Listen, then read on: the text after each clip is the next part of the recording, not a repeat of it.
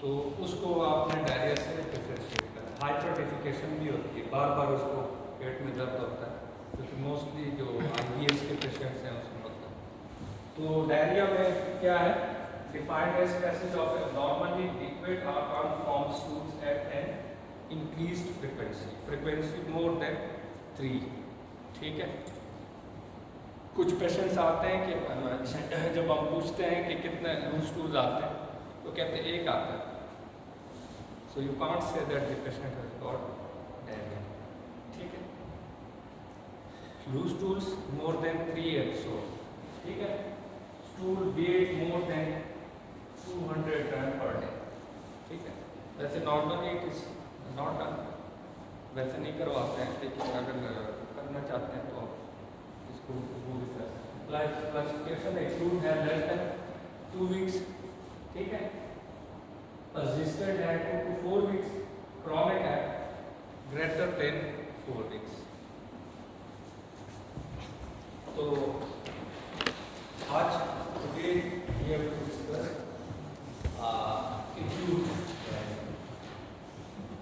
So 2 common conditions associated with passage of stools less than 200 gram per day।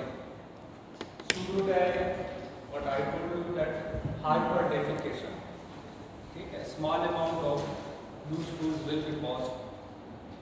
ठीक है, वो hyperdefecation and faecal incontinence, these are the 2 other causes of like diarrhoea. Patient can complain of diarrhoea but that will not be classified as diarrhoea.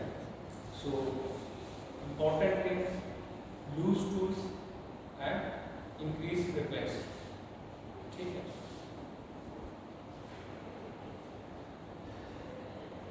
So in acute diarrhea, what I told you that less than 2 weeks, mostly that is caused by infections. ठीक है, mostly viral infection and sometimes bacterial infection, 90% of infectious agents, and sometimes 10% medications, toxic injections, ischemia. ठीक है। अब medication, which medications can cause acute diarrhea?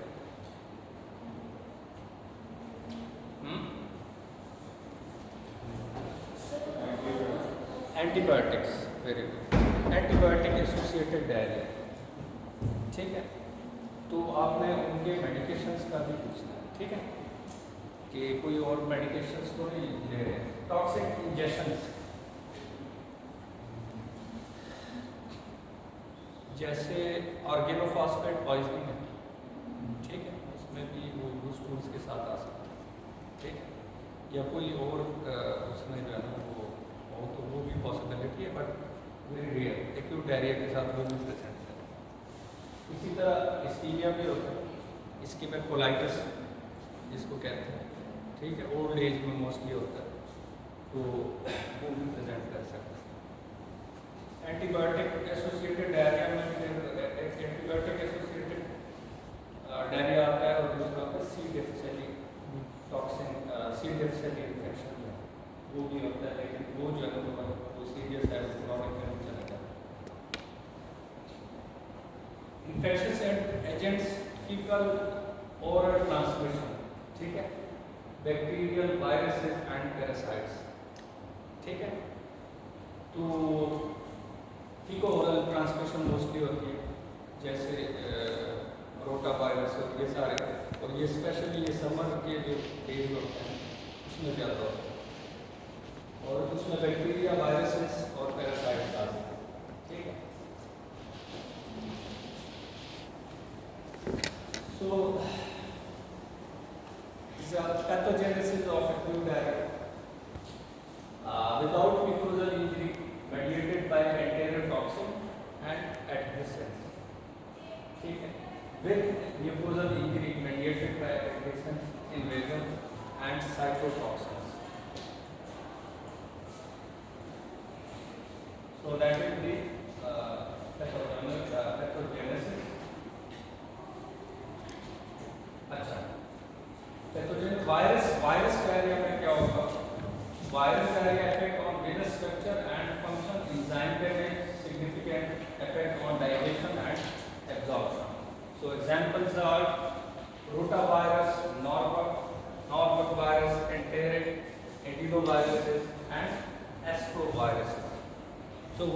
other thing which you will have to know that in acute diarrhea it does not contain blood. अगर वो blood नहीं है, so that could be due to virus or bacterial infection. ठीक है? अगर वो blood आता है तो then you have to classify that as a dysentery. उसके अलग cause है. ठीक है? लेकिन मोस्टली एक्यूट डायरिया में होता ऐसा है कि उसमें ब्लड नहीं होता. High risk factors groups travellers में एंटेरोटॉक्सिजेनिक इकोलाई और इकोलाई के जितने वो है कैम्पाइलोबैक्टर है, साइजेला है, consumer of certain foods like in picnic पे जो जाते हैं या रेस्टोरेंट में, immune deficient person and institutional based person जो सामने रहते हैं अक्सर उनमें आउटब्रेक हो जाता है. ठीक है? अच्छा, ट्रैवलिंग हिस्ट्री भी बहुत जरूरी है. कभी कभी कुछ पेशेंट्स से फॉर ट्रैवलिंग हिस्ट्री डायरिया में बहुत जरूरी है, स्पेशली जार्डियसिस में या जो है ना HIV में वो भी that can also present with acute diarrhoea. उसकी ट्रैवल की हिस्ट्री होगी to the South African countries या जो है ना बाहर की उसकी हिस्ट्री होगी. ठीक है? लेकिन वो मोस्टली जो है ना स्मॉल इंटेस्टाइनल डायरिया होता है और वो डिहाइड्रेटेड वेट लॉस और सारा वो क्रॉनिक में भी जाता है लेकिन एक्यूट के साथ भी प्रेजेंट कर सकता है. So travel history is also important. और इवन यहाँ पे मतलब है कि लोकली भी अगर कोई ट्रैवलर डायरिया वो भी हो जाता है, वो लोकली भी अगर कोई ट्रैवल करता है तो ट्रैवलर डायरिया हो जाता है. सर इंस्टीट्यूशनल पर्सन हाँ, जैसे वो साथ रह रहे होते हैं, से फॉर एग्जांपल ये जो हॉस्टल में लोग रह रहे हैं, ठीक है, जैसे बाहर में यहाँ पे भी होता है. ईडी सेंटर्स पे आप लोग हैं कम्युनिटी मेडिसिन जहाँ पे वो ओल्ड एज पर्सन साथ रह रहे होते हैं या जो है ना बाहर ओल्ड एज होम्स होते हैं. ठीक है? वहाँ पे वो सारे रह रहे होते हैं तो उनमें आउटब्रेक हो सकता है. पहले एक को हो जाता है फिर अगले को फिर सब. ठीक है? या जो है ना साथ में सबको हो जाता है. अच्छा, डायरिया में जो मोस्टली अफेक्टेड होते हैं जिससे मतलब है कि वो कॉम्प्लिकेशंस के साथ आते हैं तो एज बहुत इम्पोर्टेंट है. अगर ओल्ड एज है और कोमॉर्बिड्स है, अगर 60 से अबव है, ठीक है, और उसको वो डायबिटिक भी है, हाइपरटेंसिव भी है, क्रॉनिक किडनी डिजीज भी है, तो those patients can present with complications. Complications को भी आगे हम डिस्कस करेंगे. इसमें क्या कॉम्प्लिकेशन नहीं हो सकती. किसी को एक्यूट गैस्ट्रोएंटेराइटिस हो या डायरिया हो तो आप क्या देखते हैं कि इसमें क्या हो सकता है. ठीक है? या जो है ना 2 ईयर्स से कम जो बच्चे होते हैं उनमें जो है ना ज़्यादा डिजास्टर कॉम्प्लिकेशंस हो सकती हैं. बाकी जो एज है उसमें हो सकती है लेकिन इतनी ज़्यादा नहीं. ठीक है? Old age with comorbid conditions and age less than 2 years of.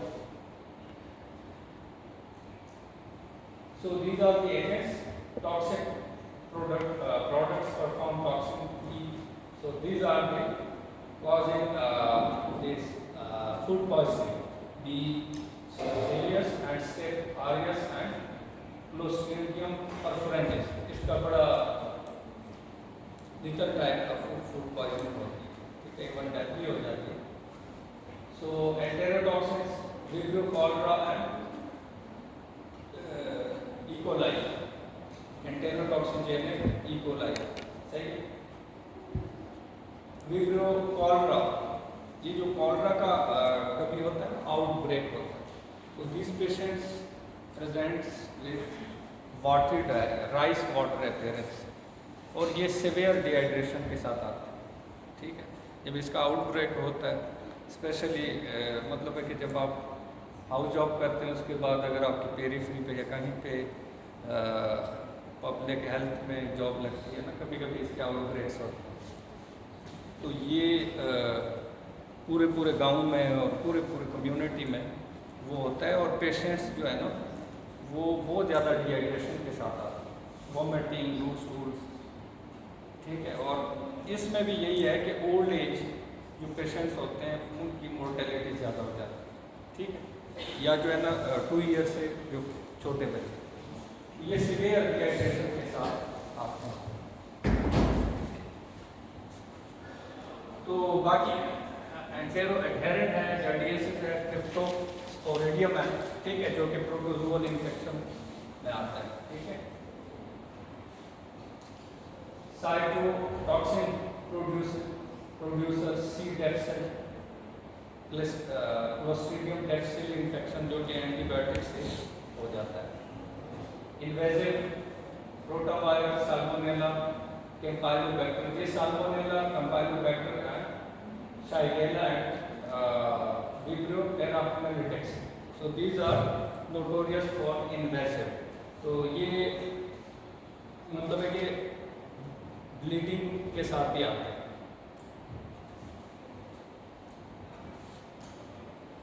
So what would be the clinical features? Profuse watery diarrhea plus vomiting, ठीक है। एक्यूट डायरिया के जो पेशेंट्स हैं उसमें ज़्यादा जो वो होता है उसमें प्रोफ्यूज वॉमिट या वॉमिटिंग भी होती है और प्रोफ्यूज वाटरी डायरिया होता है। इसमें ये सारी चीज़ें आ जाती हैं, मोस्टली जो वायरसेस हैं और फिर बैक्टीरियल इन्फेक्शन है, ठीक है। जैसे कॉलरन में राइस वाटर अपीयरेंस हो और फ्रीक्वेंसी भी उसकी ज़्यादा होगी, 5, 6, 7 एपिसोड, उसके लिहाज से मैं आगे बताता हूँ कि कैसे उसको ट्रीट करना है, कैसे आपने उसको एसेस करना है, ठीक है, for complication. Enteroadherent high grade fever के साथ एंड एब्डोमिनल क्रैम्प्स के साथ। इन्वेसिव ब्लडी डायरिया वो जो है ना जैसे साल्मोनेला, शाइगेला या एमीबा, ठीक है, entamoeba histolytica, so that can present with bloody diarrhoea.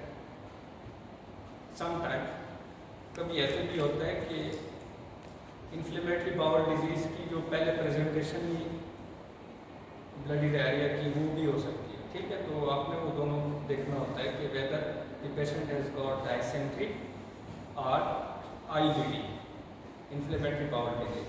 लेकिन आईबीडी में ये होता है कि उसकी पहले भी हिस्ट्री होगी, पहले भी वो सिमिलर एपिसोड्स का वो बता रहे होंगे कि मुझे पहले भी ऐसे हुआ था, फिर ठीक हो गया एंटीबायोटिक के साथ। लेकिन जो उसका होता है तो या साल्मोनेला है या शाइगेला है, तो उसमें जो है ना फर्स्ट एपिसोड होता है। साल्मोनेला जो एंटेरिक फीवर बहुत कॉमन है, इधर काफ़ी वो परफोरेशन के साथ भी आते हैं, उनको पहले हाई ग्रेड फीवर चल रहा होता है, बाद में जो है ना लूज टूल्स से ब्लड स्टार्ट हो जाते हैं, ठीक है, और कभी कभी वो परफोरेशन के साथ भी आते हैं। सर्टेन ड्रग्स, एंटीबायोटिक्स, एनसेड्स भी कर सकते हैं, लेकिन less common, anti arrhythmic drugs, bronchodilator, antacids, लेकिन उसमें जो है ना अगर एंटीबायोटिक्स में तो हो सकता है लेकिन वो लेस सिवियर होता है, ठीक है। एंटीबायोटिक्स में अगर सी डिफिशिएंसी इन्फेक्शन नहीं है तो वो इतना ज़्यादा मतलब है एग्रेसिव या सिवियर डायरिया नहीं होता, ठीक है। ऑक्लूसिव, अबनॉर्मल ऑक्लूसिव कोलाइटिस, ठीक है, जैसे इस्कीमिक कोलाइटिस होता है, above 50 years, lower abdominal pain preceding watery and then bloody diarrhea, ठीक है। Ischaemic colitis mostly old age में होता है, जिनको ऑलरेडी कोई एथेरोस्क्लेरोसिस हो या कोई हार्ट का पहले से चल रहा हो, एट्रियल फिब्रिलेशन चल रहा हो, तो उसमें होता है। So how will you approach to the patient? ये पहले जितना हमने पढ़ा है तो that is the pathophysiology and that is the pathogenesis of diarrhea, ठीक है। जो आपने क्लिनिकली देखना है that is very important, ठीक है, कि आपने क्लिनिकली कैसे एसेस करना है पेशेंट को, क्या चीज़ें इंपॉर्टेंट हैं, कैसे ट्रीट करना है, ठीक है। So most acute diarrhea mild and self-limited। जो acute डायरियाज होते हैं मोस्टली लोग तो बड़े वो हो जाते हैं, 2 एपिसोड आ जाते हैं, फिर कहते हैं हमने छुट्टी लेते हैं, ठीक है। तो वो मोस्टली सेल्फ लिमिटेड होता है। इसमें जो सबसे इम्पॉर्टेंट चीज़ है जो आपने एसेस करनी है, आपने हिस्ट्री ले ली, उसमें सारा आपने ट्रैवलिंग हिस्ट्री भी ले ली, आपने कोई मेडिकेशंस की हिस्ट्री ले ली, ठीक है। वो सारी लेके आपने ये भी पूछ लिया कि उसमें ब्लड तो नहीं है, आपने फ्रिक्वेंसी का भी पूछा, और फिर ये भी पूछा कि स्मॉल अमाउंट है या लार्ज अमाउंट, ठीक है। उसमें भी डिफ्रेंशिएशन, अगर तो लार्ज वॉल्यूम है, ठीक है, so that the cost might be in small intestine, ठीक है। अगर तो वो स्मॉल अमाउंट है, स्मॉल वॉल्यूम उसको आता है, 8 एपिसोड से फॉर एग्जांपल आते हैं उसको पर डे, और वो स्मॉल वॉल्यूम है, और साथ में जो है ना म्यूकस भी आता है, उसको एब्डोमिनल पेन भी है, टेनिसमस भी है, ठीक है। तो उसमें दैट इज लार्ज इंटेस्टाइन, और उसमें अगर ब्लड भी आ रहा है so that could be large intestinal है, ठीक है। तो लार्ज इंटेस्टाइनल में फिर वो ब्लड भी अगर आ रहा है तो वो सारा, तो उसमें वो एंटेरो इन्वेजिव जो ऑर्गेनिजम्स मैंने बता दिए, शाइगेला हो गया, साल्मोनेला हो गया, या IBD हो सकता है, इन्फ्लेमेटरी बाउल डिजीज हो सकता है, ठीक है। वो आपको हिस्ट्री पे ही पता चल जाता है कि ये जो है ना लार्ज इंटेस्टाइन इन्वॉल्व है कि स्मॉल इंटेस्टाइन, क्योंकि स्मॉल इंटेस्टाइन, हाँ स्मॉल इंटेस्टाइन इन्वॉल्व है तो फिर लार्ज वॉल्यूम पहले हो, उसका 1 एपिसोड में बहुत ज़्यादा उसको मतलब वॉल्यूम उसका ज़्यादा हो।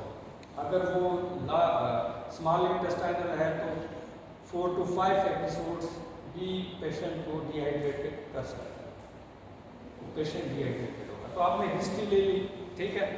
हिस्ट्री के बाद आपने क्लिनिकल एग्जामिनेशन, उसका बीपी चेक किया, बीपी कितना है, अगर वो बीपी से फॉर एग्जांपल 160 आ रहा है और पल्स उसका 110 आ रहा है, फिर उसके बाद आपने टेम्परेचर चेक किया। टेम्परेचर मोस्टली या तो मोस्टली एफेब्राइल होता है, लेकिन कभी हो भी सकता है क्योंकि कोई भी इन्फेक्शन में जो है ना टेम्परेचर 100-101 तक भी हो सकता है, ठीक है। तो उसमें जो आपने नेक्स्ट जो आपने इम्पोर्टेंट चीज़ करनी है वो आपने पेशेंट को असेस करना फॉर डिहाइड्रेशन, ठीक है। डिहाइड्रेशन कहाँ पे देखते हैं? आईज में सनकन आईज होती है, सनकन आईज हो सकती है, स्किन पिंच होता है, स्किन पिंच वो बच्चों में ज़्यादा करते हैं, और टंग को देखते हैं, ठीक है, मोस्टली टंग को देखते हैं, सनकन आईज, सही है। तो वो विद प्रैक्टिस, ठीक है, बच्चों में जो है ना वो स्किन पिंच करते हैं, सही है। और वो उसके लिए आपने एसेस करना है स्पेशली फॉर टंग, अपेयरेंस भी देखते हैं वो पेशेंट का जो है ना, वो अगर तो कॉलरा के आप पेशेंट को देखेंगे ना तो ऑब्वियसली आपको पता ही चल जाता है कि ये इतना ज़्यादा वेट लॉस भी हो जाता है, ठीक है, और सनकन आइज होती हैं, और वो है ड्राई टंग होती है। एक और भी चीज़ जो इम्पोर्टेंट है, आपने अगर उसको 2, 3, 4, 5 डेज से चल रहा है और वो जो है ना किसी डॉक्टर के पास नहीं गए, तो आपने यूरिन आउटपुट का भी देखना होता है, पूछना होता है यूरिन आ रहा है क्या, उनका यूरिन जो है ना या तो कंसनट्रेटेड यूरिन आ रहा हो, ठीक है, या जो है ना आ ही नहीं रहा हो। तो जो मेन है कॉम्प्लिकेशन है एक्यूट गैस्ट्रोएंटेराइटिस में या एक्यूट डायरिया में, वो ये है कि आपने एक्यूट रीनल फेलियर में चले जाते हैं, ठीक है। तो वो भी आपने देखना होता है। अगर आपने कोई इन्वेस्टिगेशन जो बहुत ज़रूरी है जो करवानी होती है, तो उसमें RFTs आपने करवाने होते हैं, ठीक है, रीनल फंक्शन टेस्ट करवाने के, कहीं एक्यूट वो तो नहीं है। कभी कभी ऐसे हैं कि ये कॉलरा के पेशेंट्स में हमने देखा है कि वो इनिशियली जो है ना RFTs डिनाइड होते हैं, और उसमें जो है ना फिर उसकी ट्रीटमेंट है कि आपने फ्लूइड देना है। वैसे तो अगर वॉमिटिंग नहीं है और पेशेंट ज़्यादा डिहाइड्रेटेड नहीं है तो IV फ्लूइड नहीं देना होता। यहाँ पे तो ऐसे मैंने देखा है कि बस 2 एपिसोड्स में हो तो उसको ट्रिगर करवा लो, राइजेट लगवा लो, फलाना लगवा लो, ठीक है। तो यहाँ जाएगा वो। अच्छा, ये भी मैंने नोट किया है कि फ्लूइड नहीं दिया होता, सिप्रो और फ्लेजिल लगवा के भिजवाया होता है पेशेंट, ठीक है। जो ज़्यादा इंपॉर्टेंट है आप उसको सिर्फ फ्लूइड दे दें, ठीक है। बेशक आप एंटीबायोटिक ना दें, एंटीबायोटिक की क्या है, मोस्टली अगर वो वायरल है तो एंटीबायोटिक वायरस में तो कोई काम नहीं करता, ठीक है। अच्छा, ग्रॉसली ब्लडी स्टूल्स हैं, ठीक है। अगर वो ब्लडी उसमें आ रहा है, ब्लडी स्टूल्स हैं, तो वो that is dysentery, that patient must be hospitalised.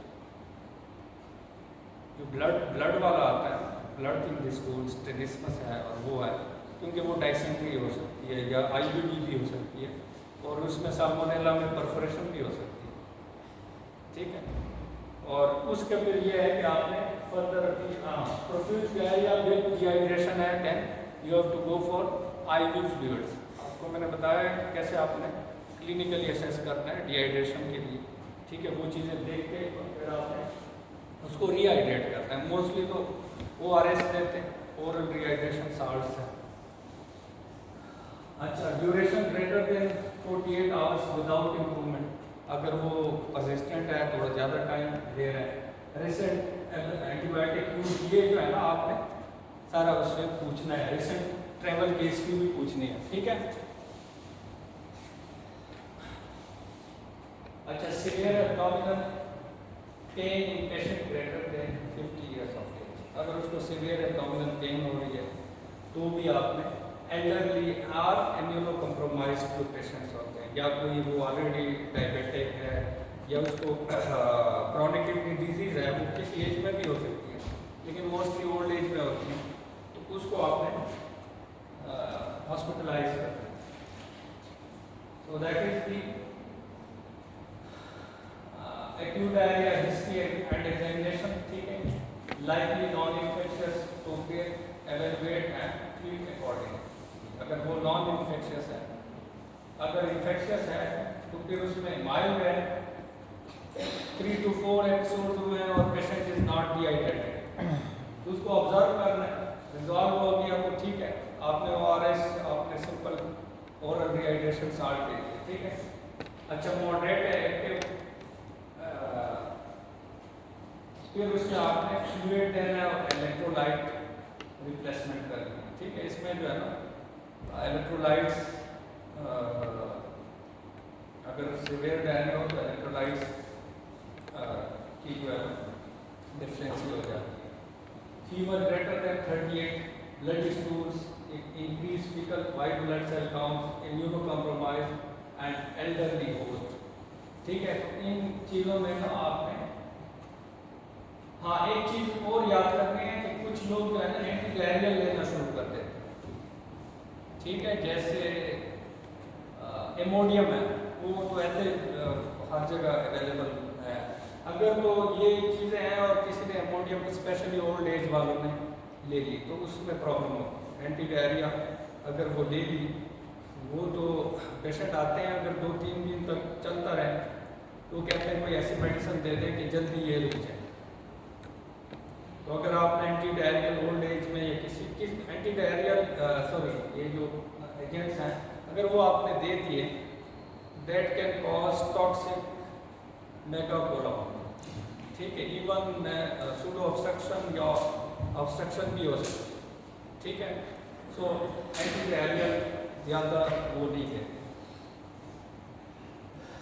हाँ, तो अगर ये चीज़ें हैं सारी,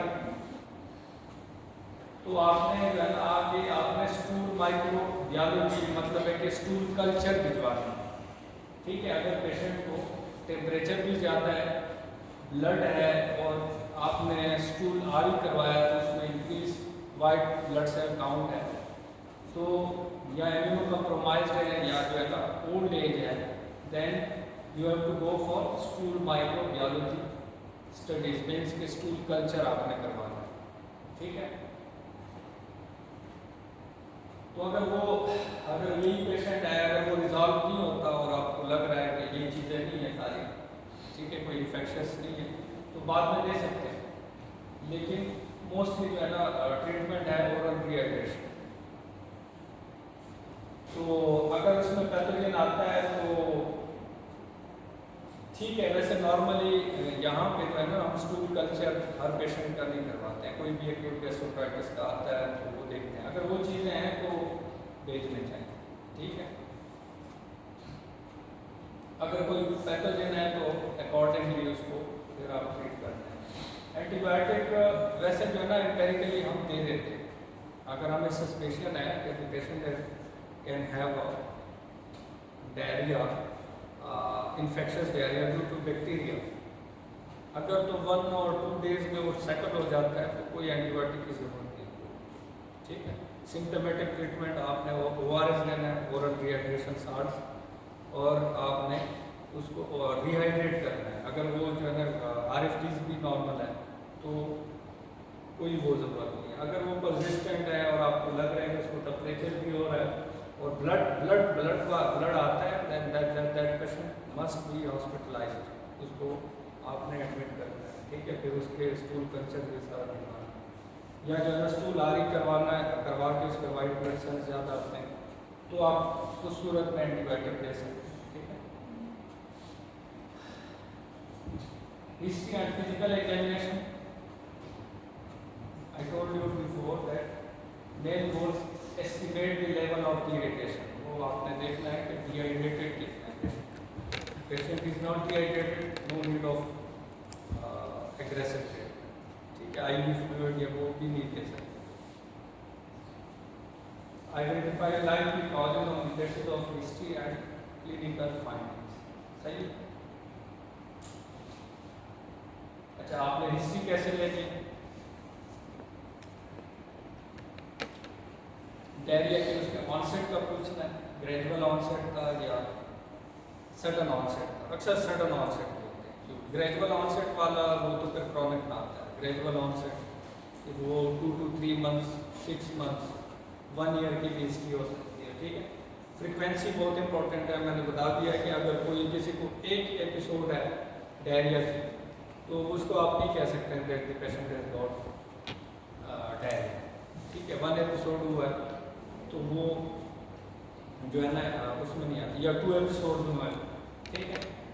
हाँ, मोर देन 3 है then that is diarrhoea.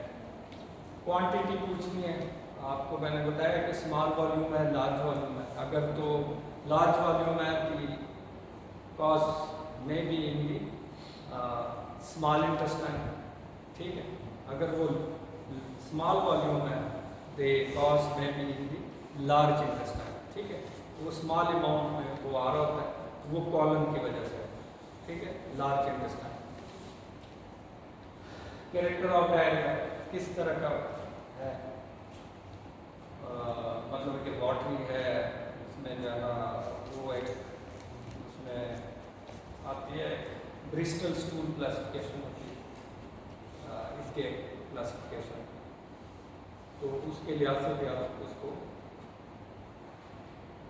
Associated symptoms है nausea, vomiting, fever, abdominal pain, tenesmus और मलेरिया, ये भी आपने पूछना है, ठीक है।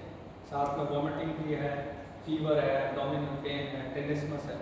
टेनिसमस है तो फिर आप लार्ज इंटेस्टाइन की तरफ आ रहे होते हैं। टेनिसमस का पता है, टेनिसमस मीन्स के उसको एक दफ़ा वो वॉशरूम जाके फिर उसको वो एक दफ़ा करके दोबारा उसको पेन हो रही होती है और दोबारा जा रहा होता है। अगर बस भी आ रहा होता है साथ में तो that is large intestine. Recent oral intake, sign and symptoms of dehydration, ठीक है। और फिजिकल एग्जामिनेशन में वाइटल्स में बहुत इंपॉर्टेंट है, मैंने बता दिया है कि आपने देखना है कि कहीं शॉक में तो नहीं है।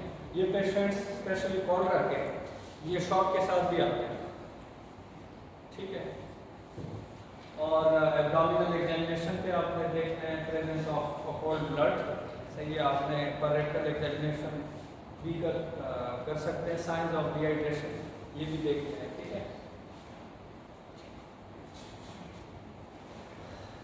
अच्छा, इन्वेस्टिगेट कैसे करते हैं, मैंने आपको बताया कि जो cornerstone of diagnosis microbiological analysis of stools, तो तो वो आपने देखना है कि अगर वायरल है, अगर वो माइल्ड डायरिया है तो मोस्टली हो सकता है कि वो डायरिया भी वायरल है, ठीक है। तो वायरल में अगर उसमें उसको फीवर भी नहीं है और इसको टेनिसमस भी नहीं है, ब्लड भी नहीं है स्टूल्स में, पस भी नहीं आ रहा, तो इट मीन्स कि वो जो है ना उसको ज़रूरत नहीं है फर्दर ज़्यादा इन्वेस्टिगेशन की। अगर वो है तो मेनली आप स्टूल रूटीन एग्जामिनेशन करवा सकते हैं, ठीक है। अगर उसमें जो है ना वाइट ब्लड सेल काउंट ज़्यादा आ रहे हैं तो आप जो है ना स्टूल कल्चर के करवा सकते हैं। वैसे जो है ना हर पेशेंट को तकरीबन वो स्टूल कल्चर और स्टूल आदि को करवाना होता है, ठीक है।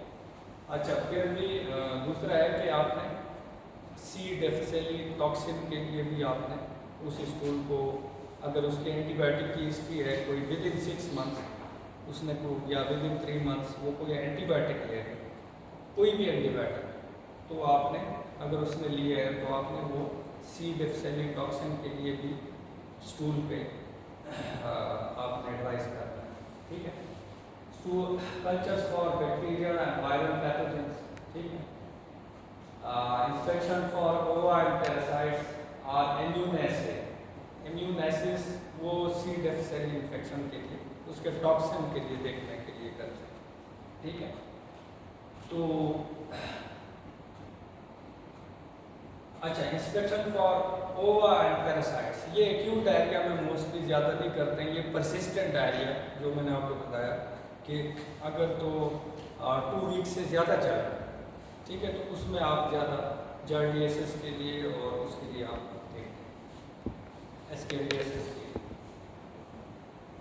सो ट्रीटमेंट मैंने आपको बताया कि simple treatment for acute diarrhoea is not antibiotic, directly कि आपने जो है ना सिप्रो दिया है और फ्लेजिल दिया है, ठीक है। यहाँ पे तो कॉमन यही चलता है। मैंने कहा कि वो कोई फ्लूइड नहीं दिया होता, सिप्रो और फ्लेजिल दिया होता है, जिसका कोई वो नहीं है, वो नहीं बनता कि आप क्यों दें, ठीक है। अगर उसमें क्या है, oral sugar and electrolyte solution जो ORS है, ठीक है, वो ज़्यादा हम देते हैं। पहले अगर वो माइल्डली डिहाइड्रेटेड है और उसको वॉमिटिंग नहीं हो रही है तो उसको IV फ्लूइड देने की भी ज़रूरत है। ORS है, IV डिहाइड्रेशन। अगर वो सिवियरली डिहाइड्रेटेड है, वॉमिटिंग है और वो जो है ना आपको लग रहा है कि पेशेंट इज सिवियरली डिहाइड्रेटेड, अच्छा, उस इन्वेस्टिगेशन में एक और भी जो इम्पोर्टेंट है, आपने RFTs भी उसके भिजवाना, रीनल फंक्शन टेस्ट भी भिजवाना है। अगर वो डिहाइड्रेटेड है, आपने स्टूल वगैरह तो करवा ली, तो आपने रीनल फंक्शन टेस्ट भी भिजवाना है कि कहीं प्री रीनल एजोटीमिया में तो नहीं, या जो है ना एक्यूट रीनल फेलियर में तो नहीं। Moderately severe non febrile non blood diarrhoea, उसमें जो है ना लोप्रामाइड दे सकते हैं, लेकिन commonly it should not be given. Generally मतलब है कि देते नहीं है, देना नहीं चाहिए। अगर वो कह रहे हैं कि परसिस्टेंट लेकिन बाकी चीज़ें नहीं है, अगर तो फेब्राइल है और वो जो है ना इन्फेक्शियस डायरिया है, उसमें आपने दे दिए एंटी डायरिया, तो उसमें टॉक्सिक मेगाकोलॉन के चांसेस होते हैं। और एंटीबायोटिक्स, हाँ, एंटीबायोटिक्स का रोल क्या है एक्यूट डायरिया? अगर आपको लग रहा है कि पेशेंट का बैक्टीरियल कोई इन्फेक्शन हो सकता है, तो वो देते हैं मोस्टली, जो कॉलरा है वो देते हैं, इसलिए देते हैं मोस्टली डॉक्सीसाइक्लिन देते हैं या सिप्रोफ्लॉक्सासिन भी देते हैं, लेकिन उसमें कॉलरा में डॉक्सीसाइक्लिन ज़्यादा देते हैं या टेट्रासाइक्लिन, तो वो उसके ड्यूरेशन को कम करने के लिए होता है। अगर से फॉर एग्जाम्पल 8 डेज तक चलेगा कॉलरा, तो वो ड्यूरेशन थोड़ी कम हो जाती है, ठीक है। बाकी वैसे एंटीबायोटिक्स का कोई ख़ास रोल नहीं, लेकिन अगर आपको लग रहा है कि पेशेंट इज फेब्राइल, तो अगर वो फेब्राइल भी है तो वो फिर भी IV एंटीबायोटिक नहीं देंगे, IV की इतनी ज़रूरत नहीं होती, अगर वो ओरली ले सकता है। अगर पेशेंट जो है ना वो है डिहाइड्रेटेड है, सिवियरली डिहाइड्रेटेड है, तो वो तो जब आप एडमिट करते हैं तो वो तो ओरली पॉसिबल ज़्यादा नहीं होता, तो आपने फिर उस सूरत में आपने IV देना है, अदरवाइज आप ओरल दे सकते हैं IV।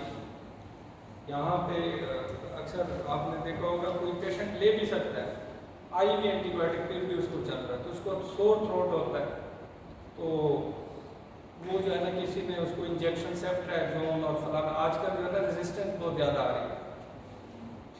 ये रेजिस्टेंस का ये है कि यही प्रॉब्लम है कि ये जो एंटीबायोटिक का जो मिस यूज़ है कि हर बंदा जो है ना लिख रहा है, वो जो पेरिफेरी पे कोई भी जो बैठा होता है कि वो हर बंदा सेफ्ट्रैक्सोन, किसी को फीवर हो तो उसको सेफ्ट्रैक्सोन भी दे रहे हैं, और कॉर्टिकोस्टेरॉइड मतलब है कि डेक्सामेथासोन और ये सारे कुछ दवा के, फिर इससे resistance as a whole community में आ गई।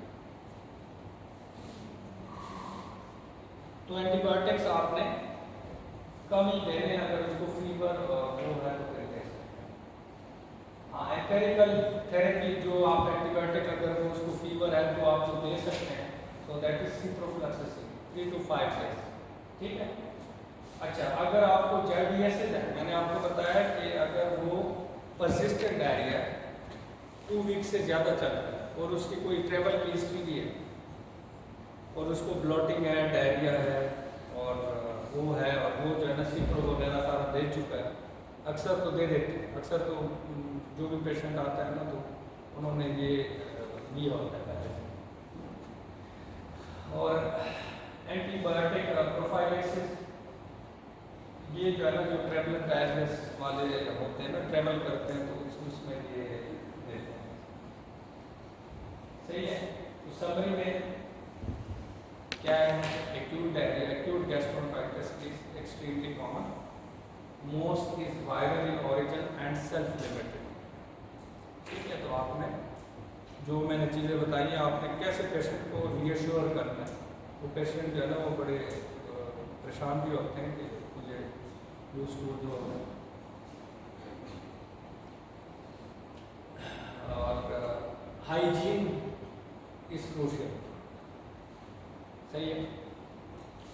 फीकल ओरल रूट के अगर किसी को है तो आपने आगे एडवाइस भी यही करना है कि जो हाइजीन है, जो मोस्टली जो वाटर, ये वाटर बर्न होते हैं अक्सर, तो बॉइल्ड वाटर का भी आप कह सकते हैं। Warning science include high grade fever, severe abdominal pen, dehydration and blood in the stools, ठीक है। और fluid replacement is most important.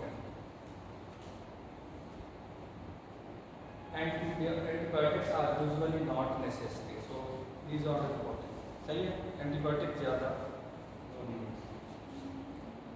Good nutrition and hygiene can prevent most of the diarrhoea, सही है।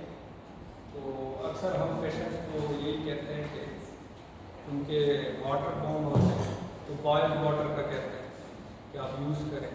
इवन के मैंने तो ये भी देखा है कि वो फिल्टर वाला पानी भी ले रहे होते हैं, फिर भी उनको हो रहा होता है, सब घर वालों को हो जाता है, ठीक है। तो वो जो हाइजीन है वो ज़्यादा होगा, ठीक है। इसमें कोई क्वेश्चन,